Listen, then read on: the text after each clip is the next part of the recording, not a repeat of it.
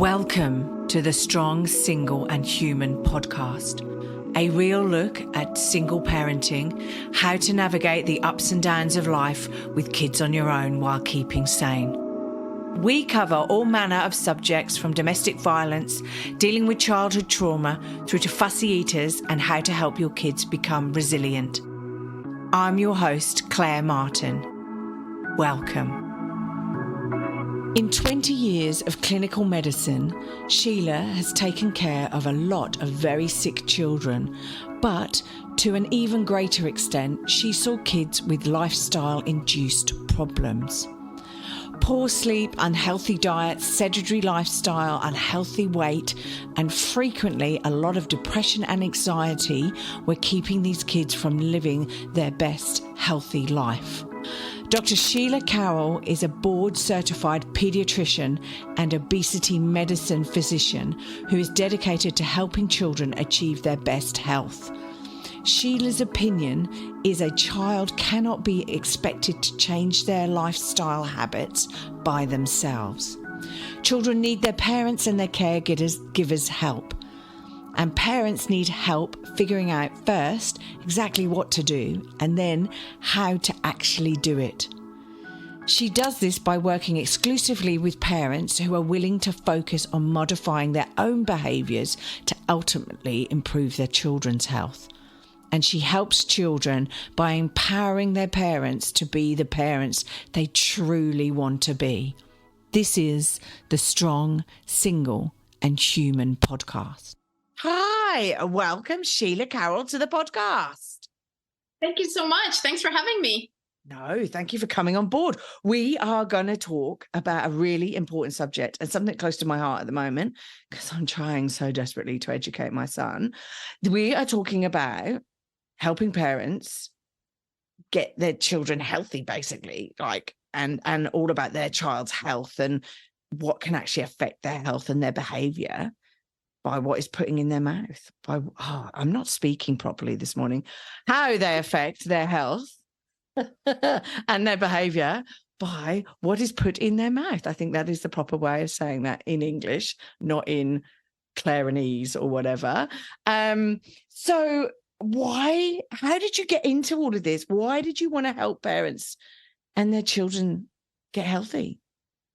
Well, I'm a pediatrician, first of all. I'm a board-certified pediatrician, and I've been doing that for about 23 years.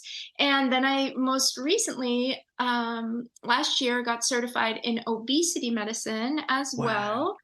And I've just, I think personally, I've been a person who's struggled with my weight my whole life, ever since I can remember being 9 or 10 years old.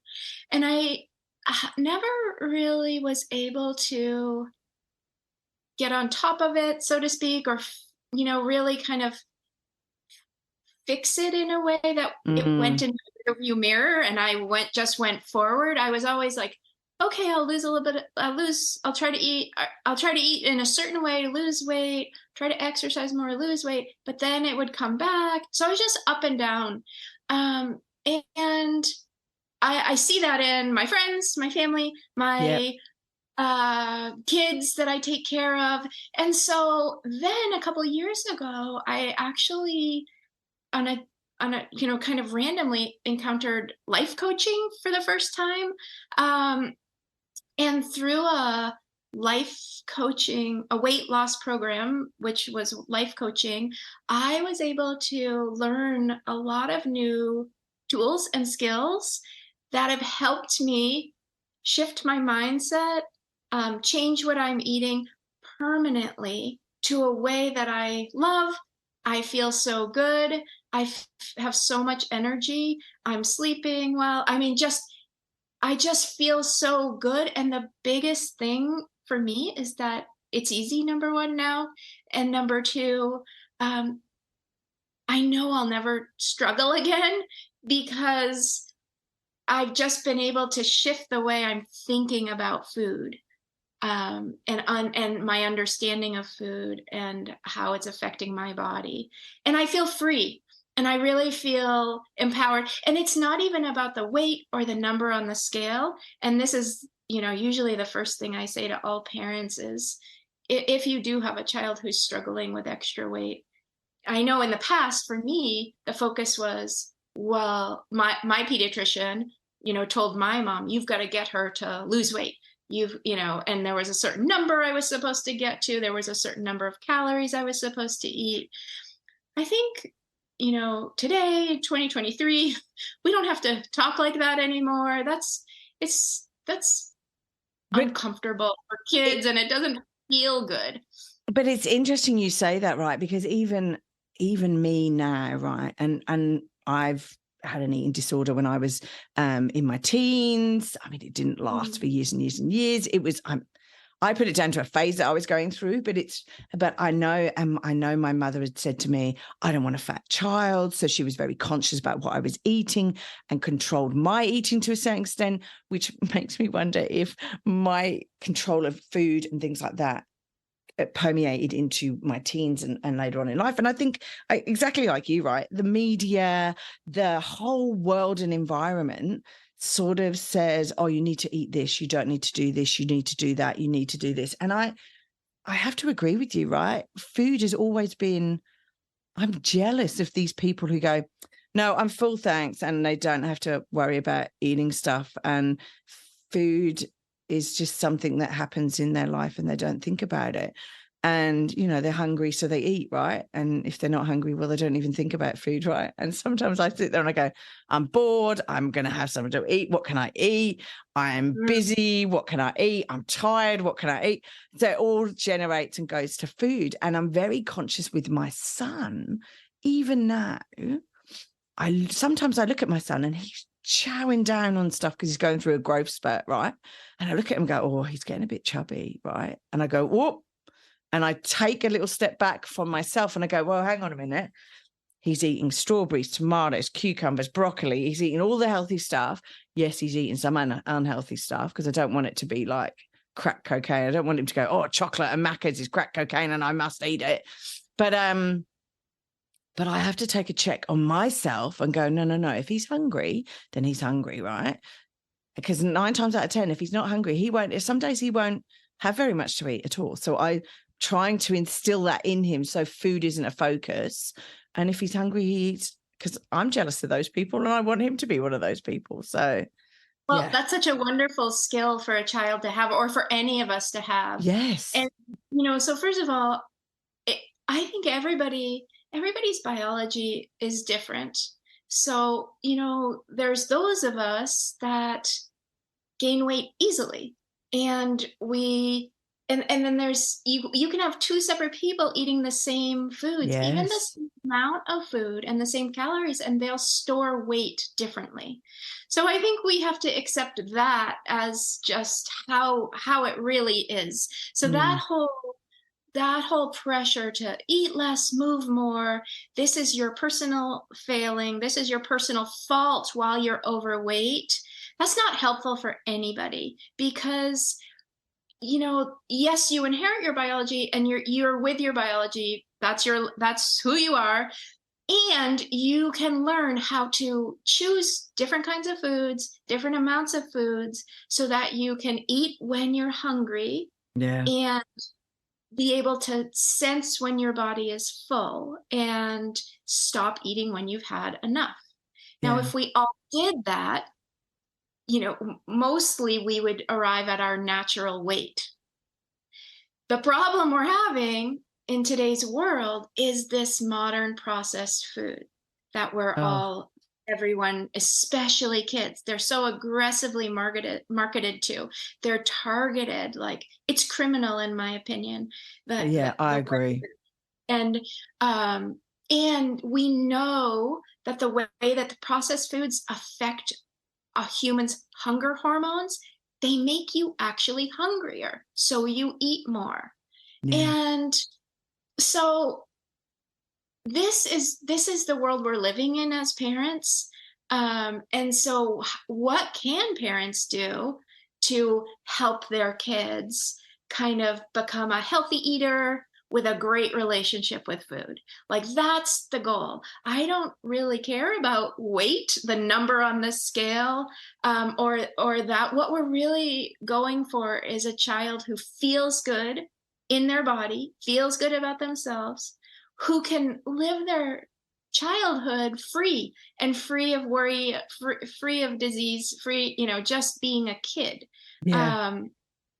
And there are things that parents can do, but it is work for us parents. It's because of the current food culture and the current food system that we're in is very, very challenging and harmful, honestly, to our kids and to us and to anyone who partakes in that.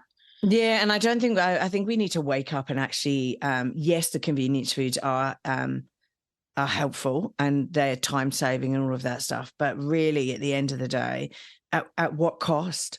At what cost? And really, is the cost, yes, okay, you can bung something on a tray and put it in the oven or shove something in an air fryer, right?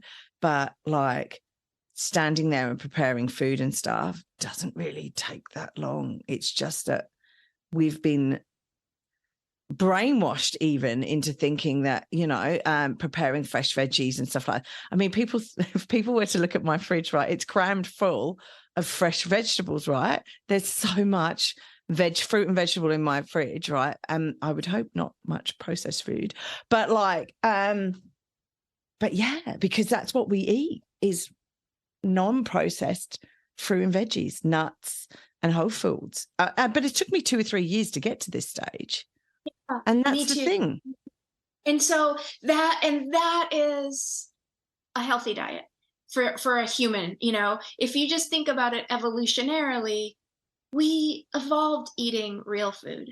We didn't evolve eating these ultra processed or highly processed foods that are created in these food, labs and then manufactured with all of these added chemicals. And our bodies, honestly, our bodies are doing the best they can. If you eat, Doritos or Coca-Cola, your body's kind of like, okay, what do I do? I gotta help you.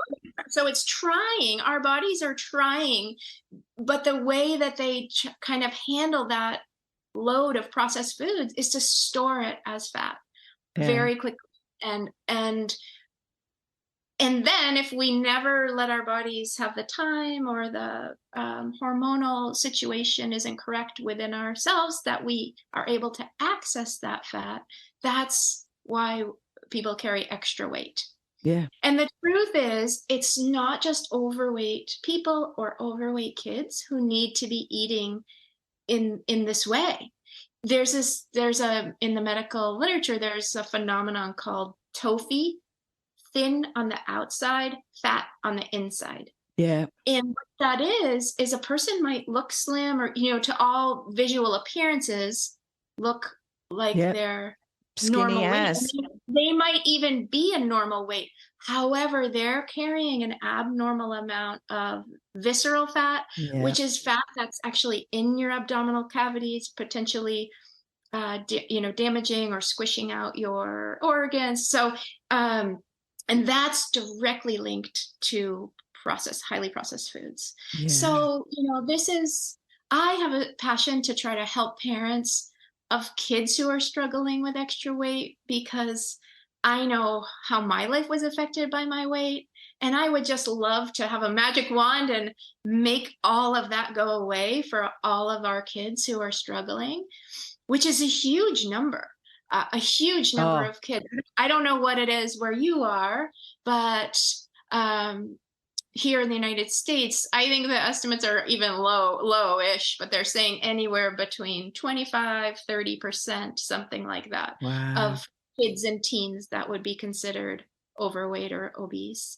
And I just read a report coming out of Mexico that 35% of kids and teens there are overweight and obese. So, I don't know what the stats. I could Google the stats. I could Google the stats here. I think we're the 6th most obese country in the world, or something like that. Like we are. Australia. So again, it's not necessarily about the number. There's a very famous athlete here Oh, in I United say States. it's the 19th, but never mind. It's okay. That was global obesity. You're the 19th. We apparently are the 19th, but I didn't think that was the case. Here we go. I'm just Googling it. Oh no, it shows Australia has the 6th highest proportion. I was right. 6th highest proportion for overweight and obesity combined, and the 5th highest proportion of obesity. So I don't know what that means, but yeah. So we rank the 6th highest. I knew I'd got it from somewhere. So to me, there's a difference between overweight or obesity and health. Yes. Because technically the definition of obesity or overweight or obesity is BMI based. And BMI is a combination of your body weight plus your height. So if you are a person who has a lot of muscle, which is really healthy for you, you might technically fall into the category of overweight or obese, even though you're metabolically very healthy. Yes. And of course, just like there's thin on the outside, fat on the inside, there's, I forget, what do they call them? FODY, fat on the outside, thin on the inside. I'm hoping that's me. I'm so hoping that's me. There's people who would be categorized by the BMI as overweight or obese, but metabolically, if you track their it's definitely me.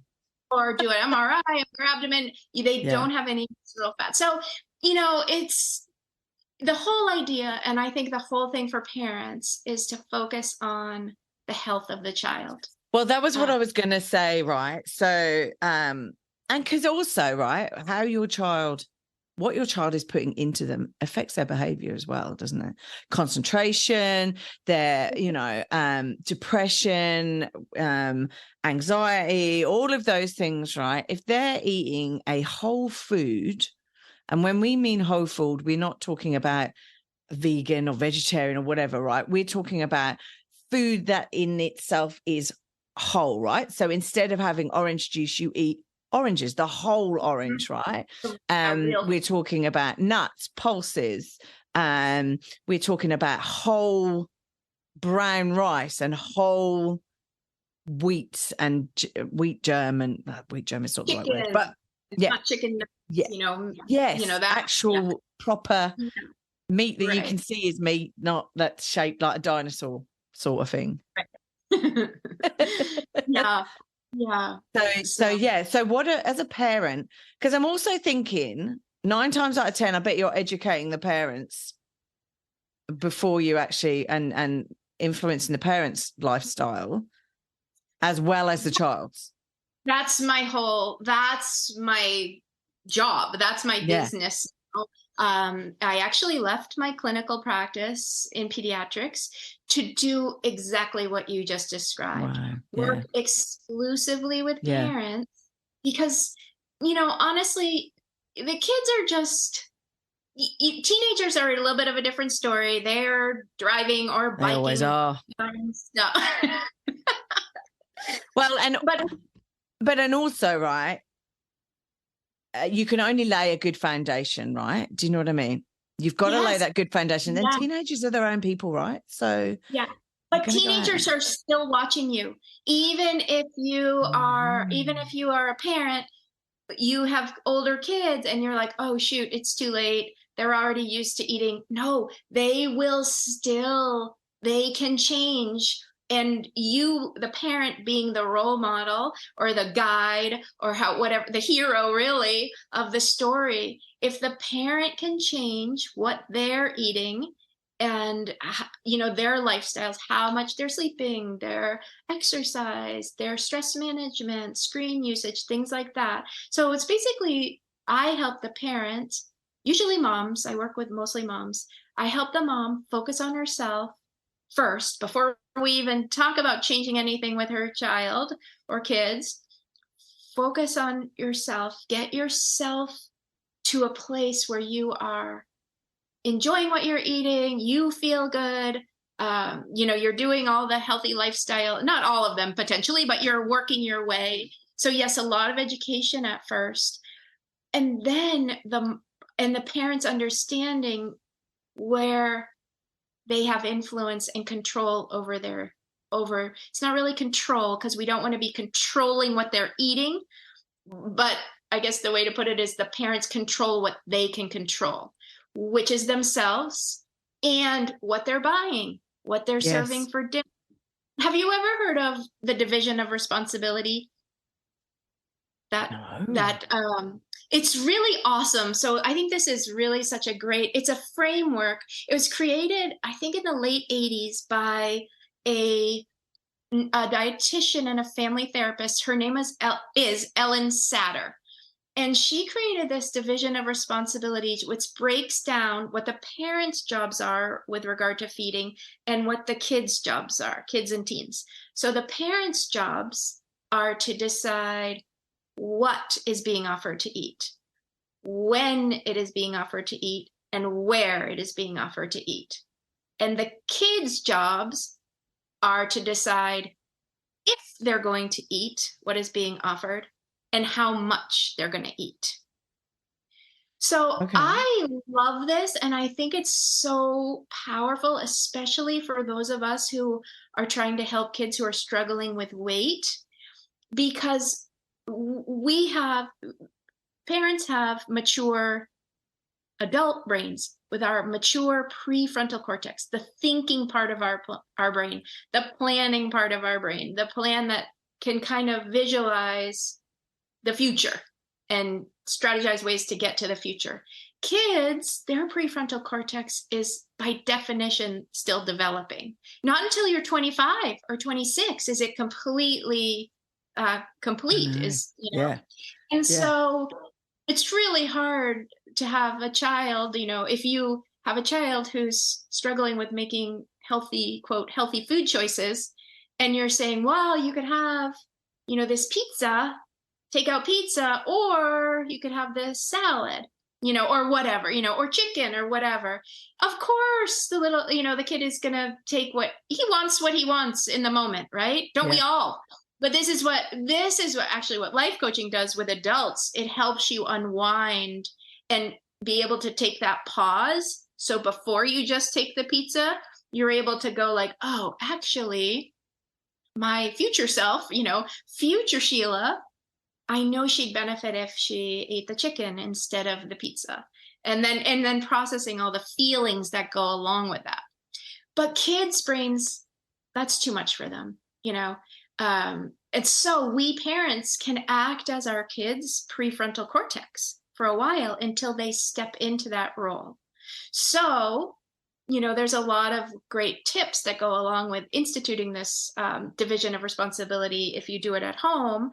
It would, for example, you don't want to just take away everything the child likes to eat or feels good about eating. So every meal that the parent plans, because the parent is in charge of what to eat, you can put in a food you 100% know your child likes. And then you can offer them that.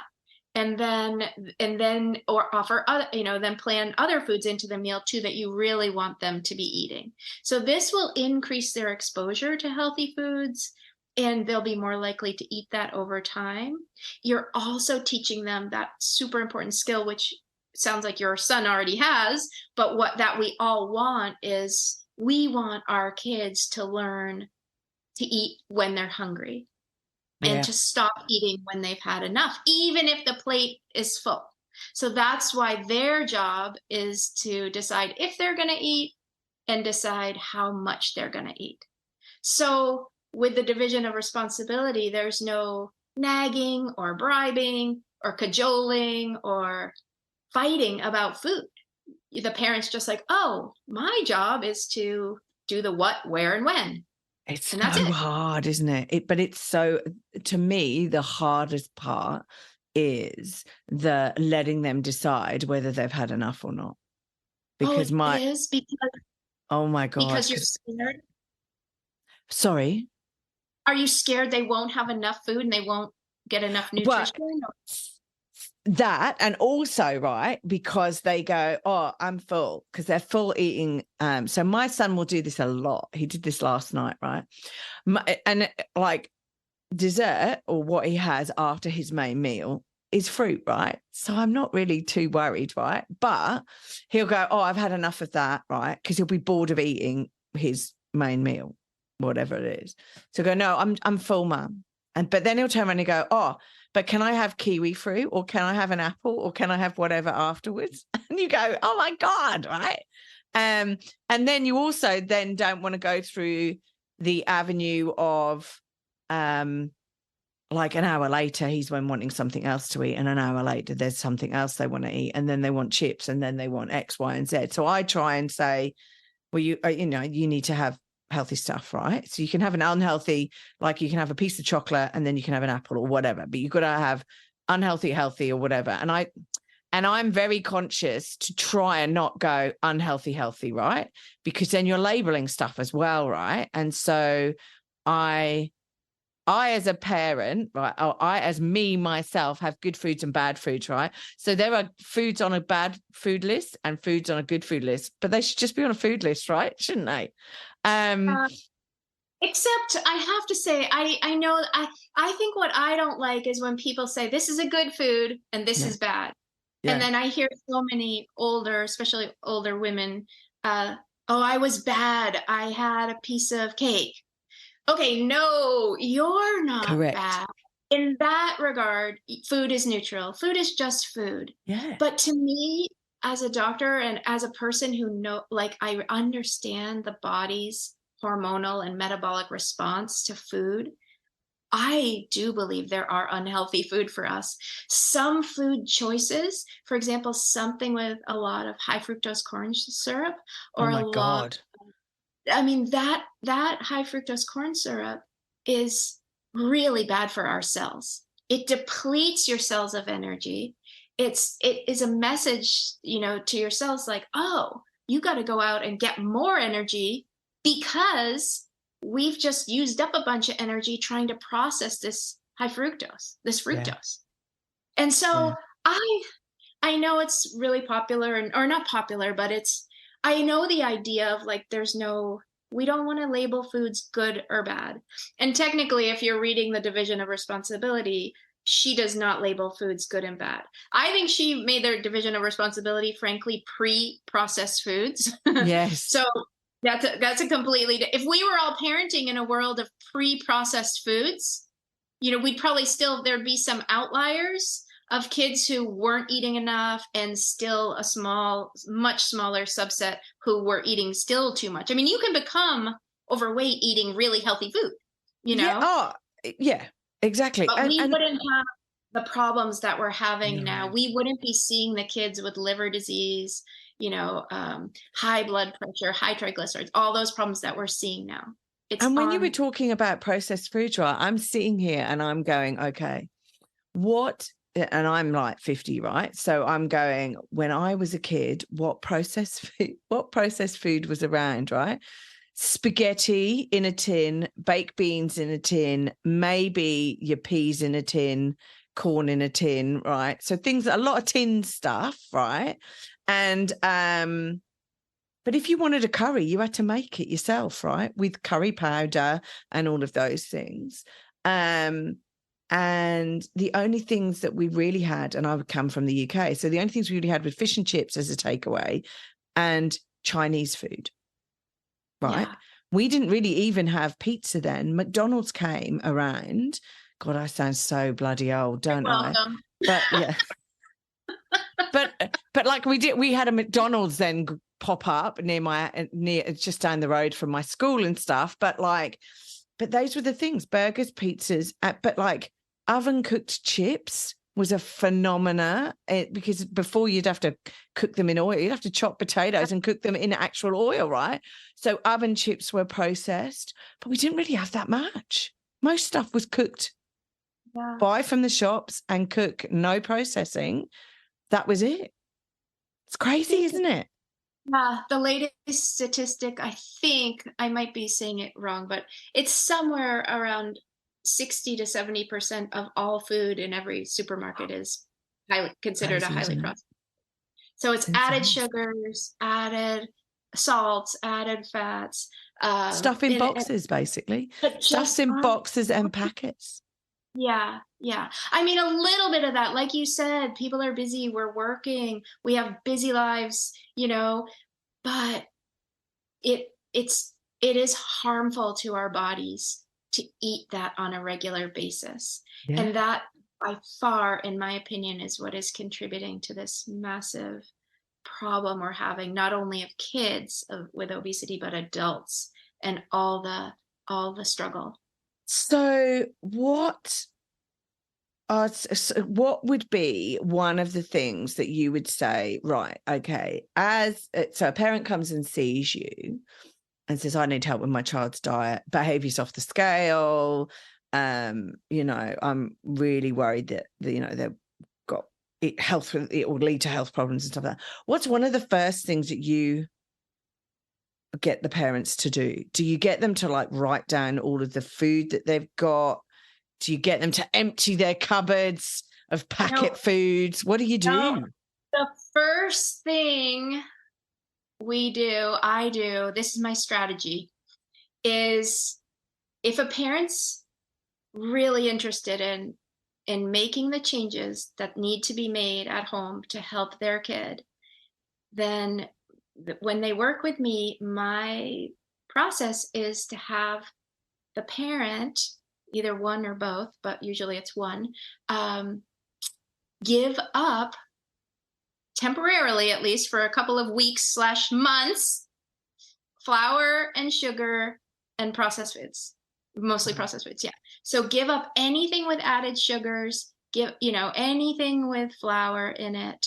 And we don't even talk about the child at first, but we spend the first few months working together, focusing on that mom's or that person's, her relationship with food and getting her body right and rebalancing her hunger hormones. And, and the whole idea behind that is that when a mom, when the head of the family, it's usually moms that are cooking, buying the food. And when a mom is willing to give up flour and sugar and then realizes how amazing they feel without those processed foods in their life, they have so much more energy, they're sleeping better, their brain is clearer. They're they're much more committed to trying to make that happen as best they can for their child. Not that I ever recommend a child completely giving up flour and sugar, even my own son. Like, I don't recommend that for kids. And I can understand the sugar side of things. So that's sweets, pastries, any added sugar that's going into. Yeah. So that doesn't include fruit or anything with natural sugars. Like yeah. Yeah. But, and I was going to say, right, because God love it, right? God love my mum, because she's going to hate me saying this, but God love my mum. But my mum turns around and goes, oh, but there's sugars in fruit. And I go, yeah, but if you eat the whole fruit with all of the flesh and the stringy bits and all of, right, the fiber, that's okay, right? Because the fiber is there when our body digests it. The fiber is there to enable our bodies to not take on board quite as much of the sugar. But when you actually juice it or squish it or do whatever, right, then you're just giving it pure sugar, right, without the fiber that is the thing that's supposed to regulate how much sugar we take in our body. Slows down the body's digestion of the sugar. So you're correct for sure. Yeah. And I think you were going to ask, what about flour? Why are you telling parents? Yeah. Because it's like bread. You're talking about bread, I know, pasta, and any kind of flour. I love almond bread. Flour, I'm real bread rice freak. Flour. I know this. When I first heard this, freak. Give up sugar and flour. I was like, who eats like that? That's crazy. Like, I literally was like, that's impossible. I've never eaten like that in my whole life. I don't even think that's possible for me. I was like you. I was like, I love bread, but all different types of bread as well, right? Like, it can be like roti, like, here we go. This is my bread porn, right? But it's like roti, sourdough, like it's wholemeal, it's rye, it's every type of bread. I love. And my go-to when I'm tired, so if I've had like I haven't slept, I've had 3 or 4 hours sleep, right? My go-to, kill me now, is peanut butter on bread. That's it. It's like the peanut butter is, and it's peanut butter with no added. It's like pure peanut butter, pure peanuts crushed together. It's no added fluff, right? But It is the just peanut peanuts. butter is not the problem there. Oh no, it's Because the bread. peanut butter, yeah, it's the bread, unfortunately, and the reason why you're, honestly, when you don't sleep very well, you just said, oh, I notice that I'm hungrier or Oh, I'm yeah. wanting this. That is your body. That is your body's way of telling you, oh, you didn't sleep well. You're tired. You probably need some energy. The quickest way that we know to get energy is to eat these, Bread and peanut butter. Happy carbs days. kind of. Oh So my that's God. normal, and that's normal for your brain to do that. The problem with flours, any kind of flour, is they're already ground up. They're very easily digested. And basically, by the time they go below your collarbones, your body recognizes them essentially as a sugar. And so Wow. they'll spike your blood sugar if you happen to have on like a continuous glucose monitor. That's the Really? problem. Yeah. And so, for example, and that's any, right? Like you were saying, almond flour, oat well, the flour. problem with almond flour is, Well, it's a nut, like we're basically. talking about, if you think about almond flour like a fruit, or like we were talking about fruit. Yes. How many almonds does it take to make the amount of almond flour you'd need? Exactly. Yeah, a lot, right? Yeah. And so you've already you've already pulverized it. So your body's doing much less work. You're eating way more almonds than you would, and your blood sugar is going to go spiking up, which means your insulin is going to go up. And then when your insulin goes up, that first of all blocks any fat from being released from your fat cells. So now you're just burning the sugar in your bloodstream. And then when that goes down, your sugar level goes down because of the higher insulin, your body interprets that as, oh, you need something else. That's why people who snack on processed foods or who eat a lot of processed foods are hungry a lot. Yeah. And it's really hard to lose weight or kind of, eat healthy when you're hungry all the time. Yeah. But if you eat real food, your hunger hormones are balanced. You can really tune into your body's signals, and you can decide, you can actually tell, like, oh, I am hungry. I'm going to eat something. I'm going to eat something real to help my real hunger, Yeah. or I'm, sometimes for me, especially when I was really learning this, it was kind of a bummer because I couldn't eat as much as I wanted to. When I realized, like, oh, shoot, I'm full already. I'm fine. I've only had like half of what's on my plate. But if I'm really tuning into my body, I'm okay. I'm fine from a hunger standpoint. And so that ability to kind of leave food on your plate, tune into your body, and be okay with that I don't see, although some kids are really very emotional eaters, they eat for the reasons we were talking about earlier, boredom or trying to procrastinate or, but that's mostly something depressed, we learn anxious. as adults. Yes, exactly. You use food to buffer away a negative emotion. Yeah. Instead of being willing to just experience that emotion. Yeah. And it's interesting we cover that, because I also find that, and we do it as adults, we do it with alcohol, where we go, yay, we're celebrating a birthday, let's have a drink or whatever, or we're celebrating, I don't know, something, right? Celebrating breathing, right? Let's have a drink. Sometimes as a single parent, that's sort of, we've got through the day, yay, let's celebrate, right? But also I find, and I don't know if you find it with people that you speak to, that sometimes we will celebrate by eating rubbish food, basically. We'll go, yeah, it's your birthday, let's go get pizza, or let's go and get such and such or whatever.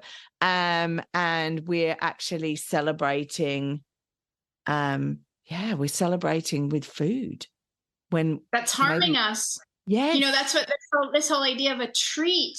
Yes. I have an 11-year-old son, my son Theo, and I'm like, buddy, it's not a treat if it's harming you. Yeah. Why would we want to celebrate with food that's not healthy for us or not helping us in any way? What No. we really want is food that tastes great. That's what Yes. we're going for. And so let's try to figure out a way to make real food taste really great. Yeah. And the more I've been able to do that, the more he's willing to eat, Oh, because wow. kids, nobody's like, I want to eat that, that processed food because it's processed. And, people want to eat it because it tastes so good, Yeah. because it's concocted in a lab with all of Sugar, the chemicals. chemicals and things. Yeah. Yeah, to just hit they call it a bliss point, and all of that point, all of the, the way it feels in your mouth. And, it's just magical for people. So you just want that. But if we could offer our kids that with real food, then they can transition away from needing the processed foods so much. So it's a work in progress for sure.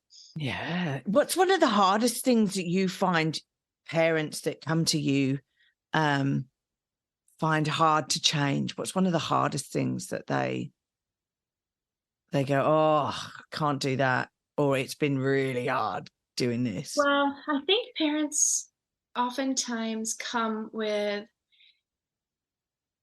kind of statements about their child. He's a picky eater, or he won't ever eat healthy food, or he, whatever, he or she is this, and so in their minds, in the parents' mind, they're already. So if you think your kid is a picky eater and is never going to eat healthy food, like, where do you it's half the go battle. from that place? Yeah. Yeah. What's the upside of thinking that? So we work on the mindset of, okay, well, he might not like healthy food or, whole food right now, but I believe it's possible for him to like that. And then, so just parents being open to the idea that their kid can change. And honestly, kids want to be healthy. My son saw something on YouTube, I think yesterday. He was like, Mom, did you know that seltzer water can do something to the enamel on your teeth? And What's I'm like, seltzer water?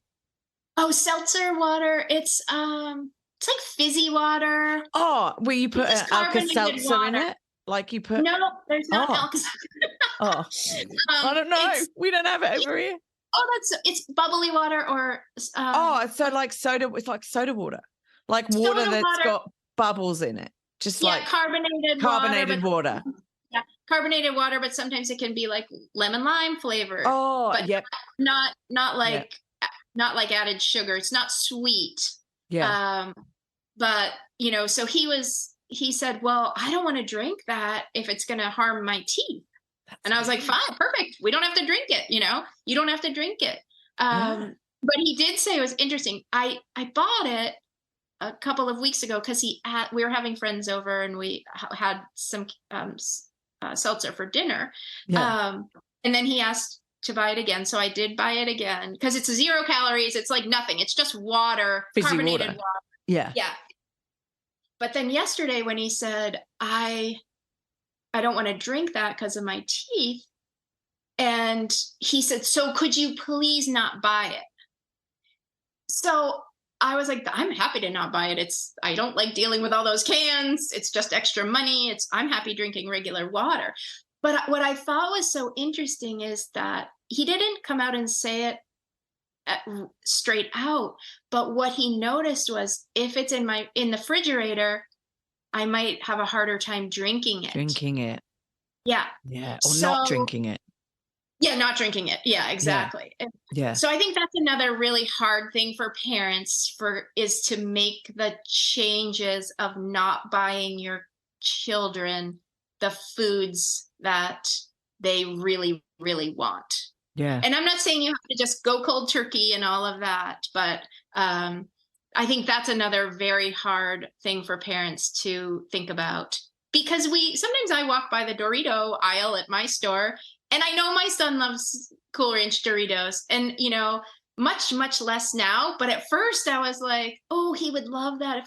He'd be so happy if I got those for I him. know. Mine is Pringles, salt and vinegar Pringles. This would make And they're him the worst happy. ever.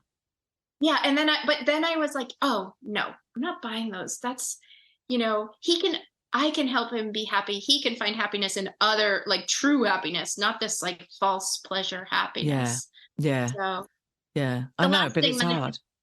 Yeah, it's hard. And then the other thing that is a real struggle for parents is when kids push back, unhappy, having a tantrum, breaking down, just the last thing parents need at the end of the day, when everything's, At any time of the day.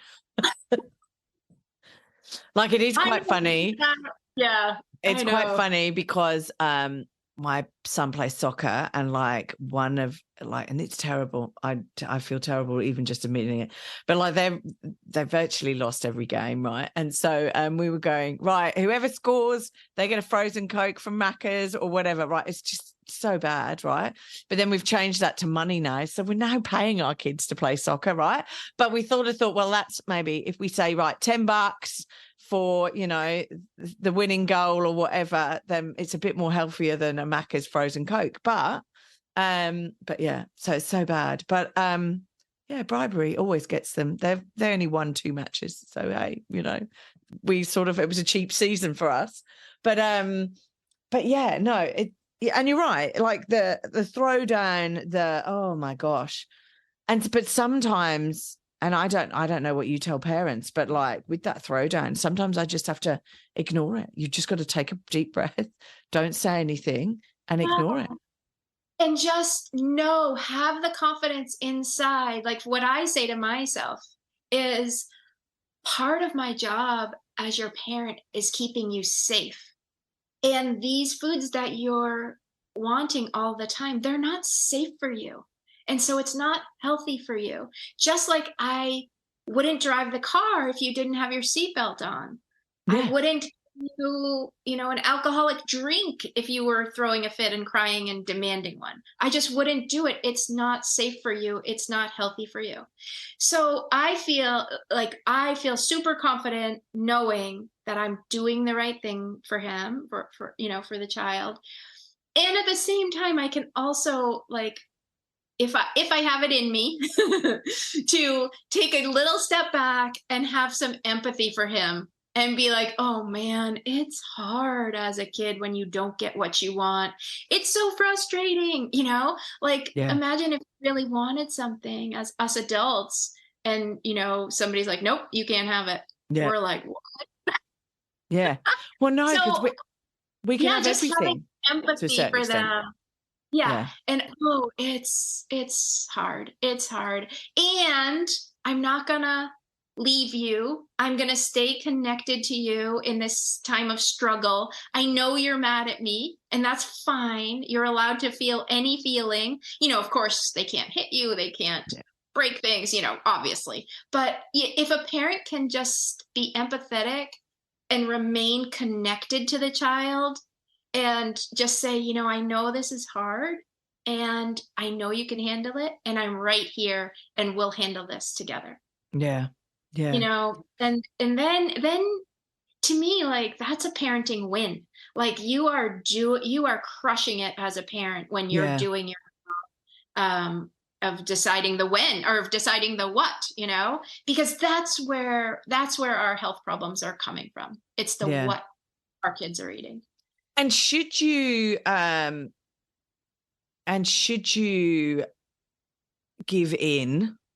That's maybe the wrong word I'm using, right? Yeah. But like, should they have, and I don't want to label it as a treat because we've just discussed that, right? But should they occasionally have the pizza? What about if they go to a kid's birthday party or whatever and there's rubbish everywhere?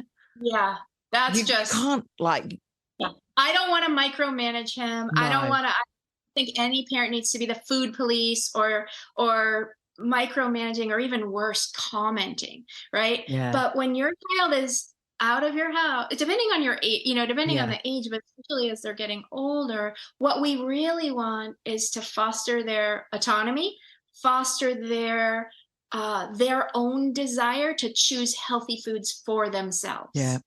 And so for me, like my son's at a soccer game right now at the high school, at the upper level, Yeah. and they have a snack shack there, and I don't police what he eats, and I don't tell him you can't eat that. And honestly, over the past, I would say 18 months, he's making better and better choices. And so he still eats some stuff once in a junk, I guess, or Yeah. I'm not supposed to say junk, but Mine whatever is- the word. Mine is sausages. Sausages, he will go crazy for sausages, right? So it's like, Jesus Christ, right? But he hates chicken nuggets. He hates chicken goujons. He hates pies, because it's a big Australian thing, is pies over here. So he hates pies. But is there sugar in sausages? Oh, God, no. There's definitely a lot of fat and rubbish. I Yeah. mean, like, But just honestly, rubbish in it. on a processed food, like I guess I would have to look at the packaging, but to Yeah, me, no, it wouldn't be added good. sugars are by far the biggest culprit. Oh, That's wow, what really? added sugars are causing insulin resistance. And insulin resistance is driving so many metabolic problems. So I feel like, He's not really, chocolate is his sin. He's a chocolate fiend, but it might be because mummy is too. But then sweets, right? Like you go to a kid's party and you'll get like a party bag and it's got all like the little chews and sweets and like, jellies and stuff like that in it.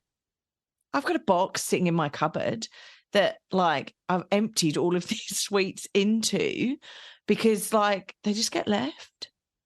Yeah, So exactly, right. So, and there's only a certain flavor of lolly he likes. The other ones that are like strawberry and blueberry and all. No.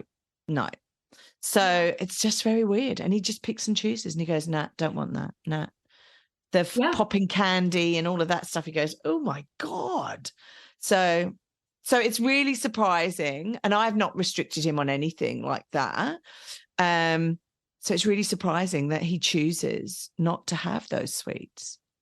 That's so interesting. Yeah. And every child is wired so differently in that regard, and that sometimes I feel like parents judge their child or feel bad about their child. They're the child who'll eat the whole jar of candy why can't you be like that kid? He only ate like a couple pieces. But the problem is the way that food impacts an individual's biology. It's different. Yeah. Your child's eating all that candy because of the way, not your child, but if you have a child that eats a whole jar, they're eating it. Well, it could be for several different reasons, but one probably big reason is they are getting an exaggerated pleasure response from the dopamine, from the sugar. Yeah. And it's a drug. How they're wired is it's like they're super responders. So it's so interesting. I read this study. They put kids in an MRI machine. It's called a fMRI, function MRI. So no radiation, but what they were doing was measuring some activity levels in their brain. And they would show kids a picture of a pizza. And some kids had a certain amount of brain activity. Other kids had way more brain activity. Wow. So it's just, this is kind of how kids are in a way innately wired. And parents can tell that if you have more than one kid, they might say, well, my, kid number one, he can eat half his dinner and then he's fine. Kid number two wants to eat everything on the table. And it's just the way people's biology is. Wow. So I think for parents to learn to, okay, well then it's normal. Then it's not a problem. Then your kid doesn't have this problem. Your kid is just being your kid.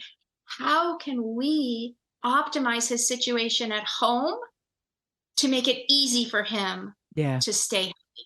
you know? Yeah. And look, at the end of the day, we are the parents, right? So we do control that home environment. We can't control the external environment. And being a single parent, I do have the challenges of an ex-partner who decides that feeding junk food and Coke and things like that to my child, although I feed him Coke as well, which I'm trying to restrict. But yeah, feeding them, they think it's fun to feed them junk food, right? And be the Disney parent who, it allows them to eat whatever they want, right? And you go, oh my God, right? But I just believe that I'm in control of what I'm feeding my child, which will affect their disease and their health and and everything as they go into become an adult, right? So if he's getting chips every night, then it's going to affect him and his body and how he deals with illnesses and things later on in life, right? It's not now. He might be very healthy, might be a fantastic 20 and 30-year-old, but when he's like 40, 50, 60, that's when it can impact what's going on in his bodies.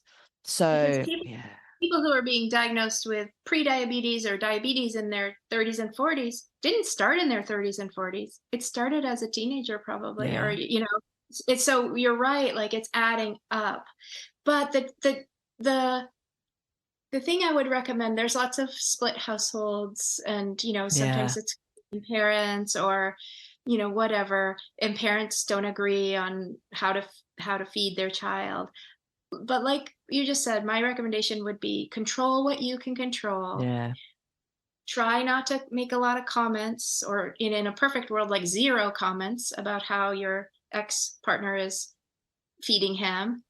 And at the same time, you could educate your own child. Oh, well, I don't think it's healthy for you to have chips every night because X, Y, and Z. And this is what I know. So I feel so committed to your health and my health that we're not going to eat like that. Yeah. So that's fine. And as your child ages, he'll decide on his own how he wants to live his life. Yeah. And it's funny because YouTube, God love YouTube. We have all of these things out there to help us as parents, right?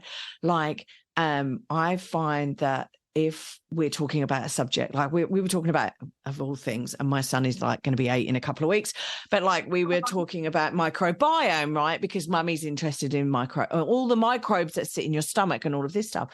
So there's YouTube videos. There's YouTube videos on it, right? That are sort of geared towards children. Yeah.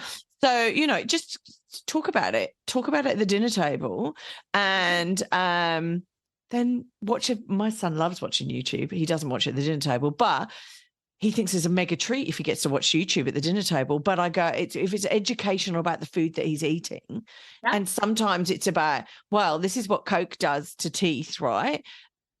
Et cetera. Like there's been all experiments for your microbiome. Terrible for your microbiome.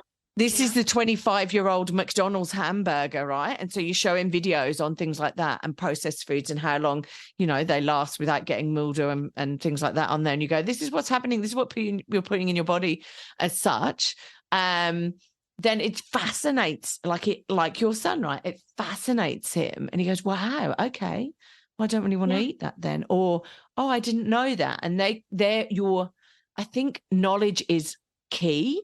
And if you're just saying, well, you're not having chips because it's bad for you, right? But they don't understand the reasoning why and what it does to the body and what the body needs, then it's like somebody saying, well, you can't have that glass of wine because you had a bad day at work, right? You go, well, okay, great. But why can't I have it? Because it makes me happy. And then if you get the reasons why drinking lots of alcohol every night, blah, blah, blah, and what it's doing to your body, then you would go, oh, okay, maybe I should restrict it or whatever.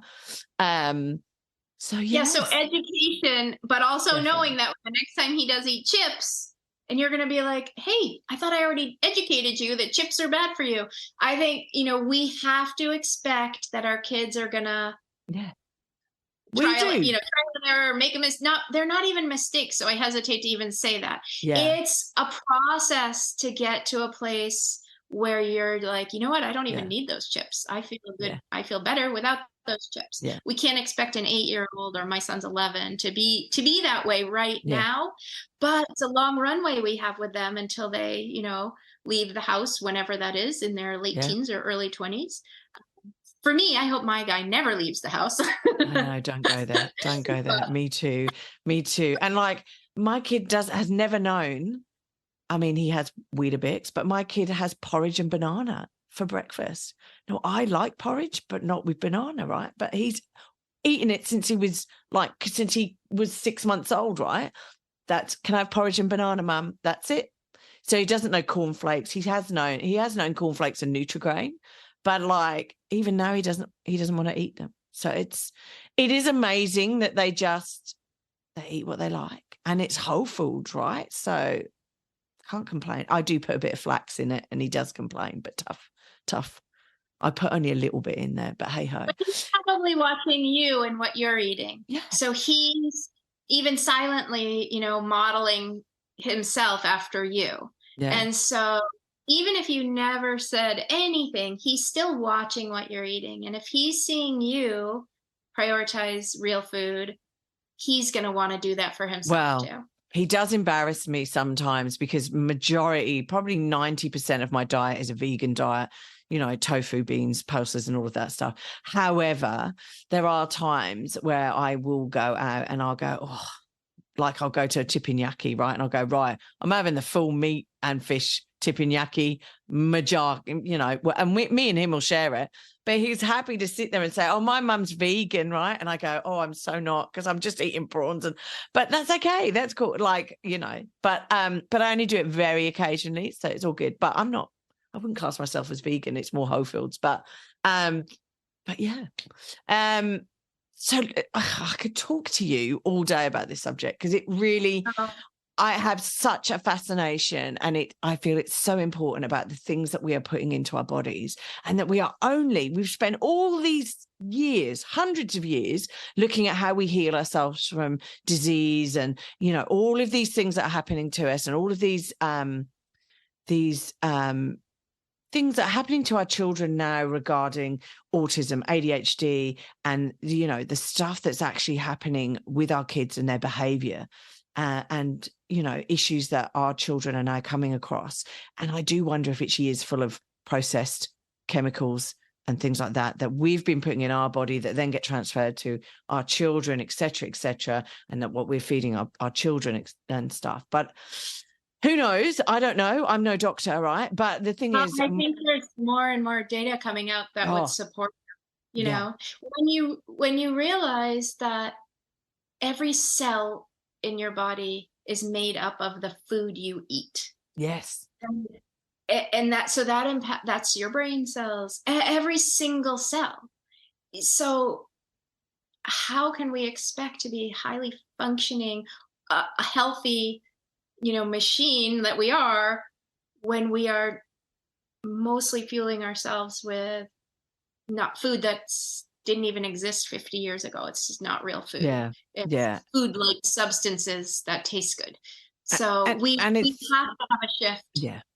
And it's interesting with the microbiome about the fecal transplants and things like that are actually starting to cure diseases and help with various different depressions, et cetera. And hey, they're saying the digestive system is the second brain, right? So like, there's a whole new field of psychiatry called nutritional psychiatry. Yeah. And so they're treating and getting a lot of great results, curing people who have schizophrenia, people who have serious depression that's never responded to a medication. When they're changing people's diets, mainly they're using ketogenic diets in these situations. Yeah. And so high fat diet, but very low carb, very low zero processed food, the patients are experiencing amazing results. Yeah. There's this whole new field of nutritional psychiatry. It's like a game changer. It is amazing. And so hopefully more and more and more people are becoming aware that, quote, kid food, like, it's not as harmless. It sounds fun and it sounds harmless, like, oh, it's just kid food, whatever. It's not. And so I hate to, be the negative person who's like, this food truly is harming our kids at the cellular level. And so that is every level. That is their brain, that is their heart, that is their kidneys, their liver, everything. every single thing. So we parents have to step in and make the parental decision like we do for so many other things for our kids. We just our culture just doesn't do it around food yet. But we're changing it slowly, brick by brick, aren't we? Changing it slowly, brick by brick. And I think it's good, the education and the science that's out there now that's sort of delving into all of those subjects. Look, Sheila, thank you for coming on board and talking to us, because it's been, like I said, I could talk to you all day.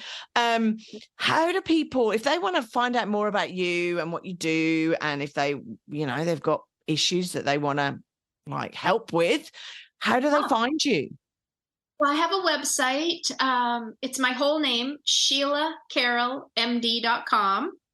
And I actually have that division of responsibility when we were talking about, I created a guide that talks about that, and then has a lot of FAQs, like, what do I do if my kid won't eat?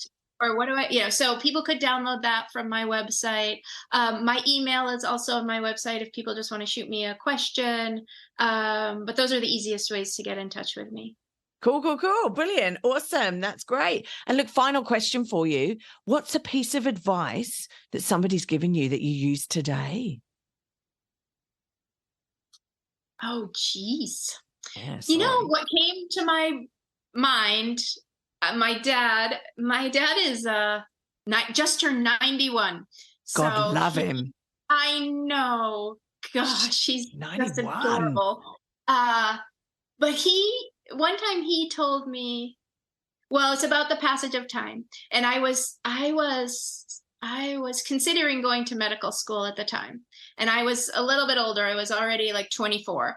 And most people go to medical school, at least in the United States, they go right out of college. So they're kind of going 21. Like, I was considered an old lady in my medical school class. Which is just nuts. Yeah. But, what he said to me, I was like, well, Dad, I'm not sure, because if I start when I'm 25, I'm not going to get done till I'm 29. Then I have a residency, and I wouldn't be able to have a real job until I was like 32. And he said, Sheila, you're going to be 32 years old no matter what. Do you want to be a 32-year-old doctor, or do you want to be a 32-year-old whatever, waitress is what I was actually doing at the time. He didn't say that, but that shifted in me. And I think that I bring that up because I sometimes think parents think it's going to take too long. We're so trained to want a quick fix. I need to see some results like now. I need a quick win. You know what? If it takes a year to lose 5 pounds, or for you to, for the mom to lose 5 pounds, or whatever, or change, if it takes a year to change, to even get 10 processed foods out of your usual, consumption. You add, you're adding in 10 healthier foods, and you're losing those. If it takes a year to do that, that year is going to go by no matter what. Would you rather be at that place at the end of that year than kind of failing ahead of time by not even doing it because you're like, it's going to take me so long. It would take us a year, So just understanding, like, no, it's never too late. Do little things. We can do that now. And, the future is coming, and it just depends, what you're doing now, how your future is going to be. And if you have one setback, doesn't matter. Just keep going. Just 100%. Take a deep breath. Start the next day again. Don't wait for Monday or Sunday or whatever. There is no perfection. None. That should just be scratched from everybody's. It's just progress. And if things kind of go off the rails, or it's not there, there are no rails to even go off, really, just keep going. just keep going, never give up. And you can't fail if you never give up. So I just say to myself, if I make something and my son doesn't like it or won't eat it, or he comes home with something and he's munching away, and I'm like, I don't even say it out loud sometimes, but I'm just like, I'm not giving up. I'm keeping going. Yeah. It's okay. Yep. Yeah. Live to fight another day, next play, whatever, all these sports metaphors, like, made a mistake, keep going. Keep going. It's fun. Learn from it and then keep going. Fun. Yeah. Yeah, no, I agree. Thank you so much. We've gone over a little bit, so thank you so much for staying and chatting with us. Look, if you want to come back. I could talk more about this. It would be great. Have a great evening, because it's evening where you are. And I wish you all the best. Thank you, Claire. You too. It's been lovely talking to you. Thanks for listening. If you've enjoyed this podcast and you would like to hear more, please hit subscribe wherever you like to hear podcasts. If you would like to support us further, share this episode with your friends and family. And finally, drop us a review on iTunes, as I'd love to hear your thoughts, comments, and ideas.